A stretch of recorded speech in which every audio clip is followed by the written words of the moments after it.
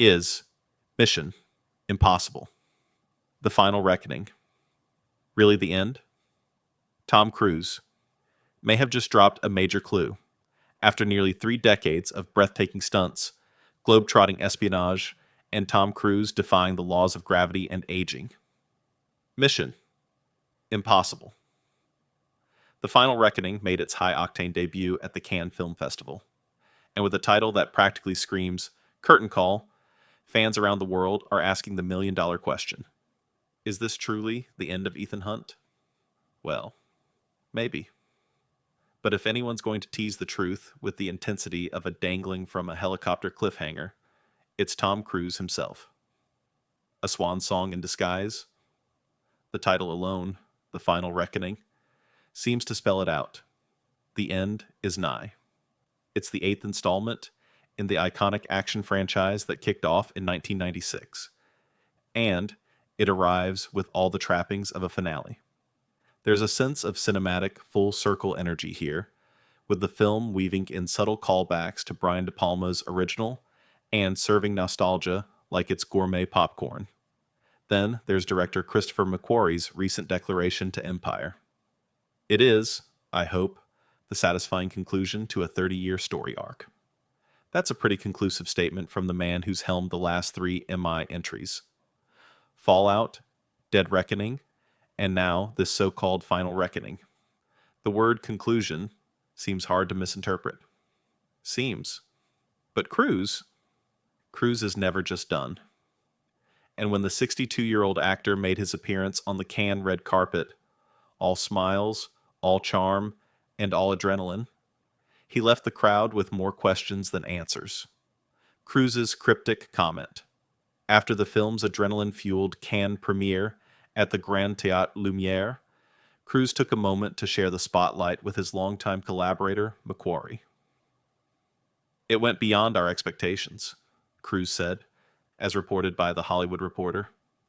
It's been a real privilege and a pleasure. I look forward to making a bunch of other kinds of movies with you. I can't wait. Wait. Other kinds of movies? For the last 7 years, McQuarrie has been laser-focused on Mission Impossible. Aside from co-writing Top Gun Maverick, the director has done little else. And Cruise has been right there with him, risking life and limb to keep the IMF legacy alive. So this notion of other kinds of movies is either a heartfelt send-off or a red herring bigger than a villain's master plan. Could they finally be ready to move on? Or is Cruise simply playing the long game with fans, hinting at a temporary break, only to return when the world least expects it? The box office dilemma. As always in Hollywood, nothing speaks louder than box office numbers. Let's rewind to Dead Reckoning, a critical darling that somehow failed to ignite at the box office.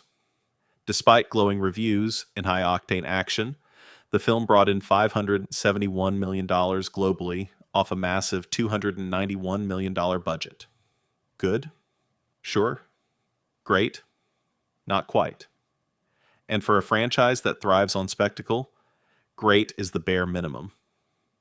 Now, The Final Reckoning is an even bigger bet.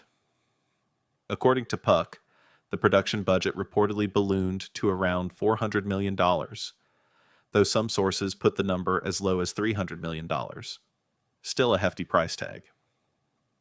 Either way, Paramount will need a return north of $800 million, possibly even $1 billion, just to justify the cost. Here's the kicker.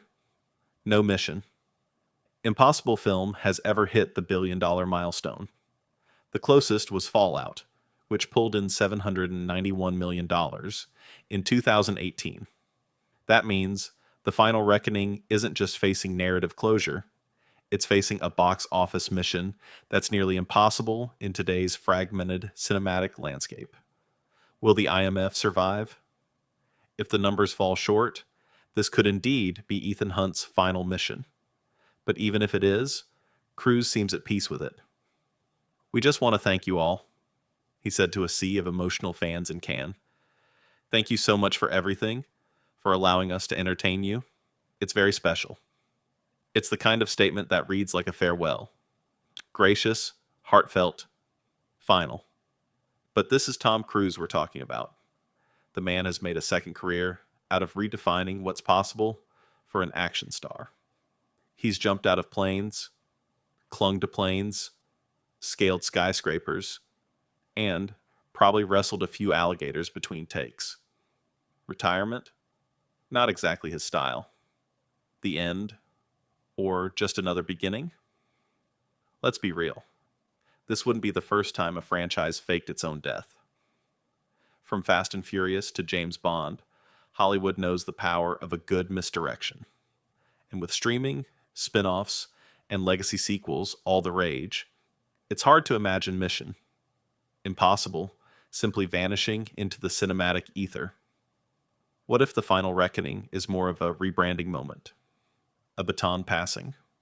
A quiet setup for a new generation of IMF agents, led by, say, Haley Atwell's mysterious new character? Or maybe it's a pause. A deep breath before Cruise pulls off his Most J,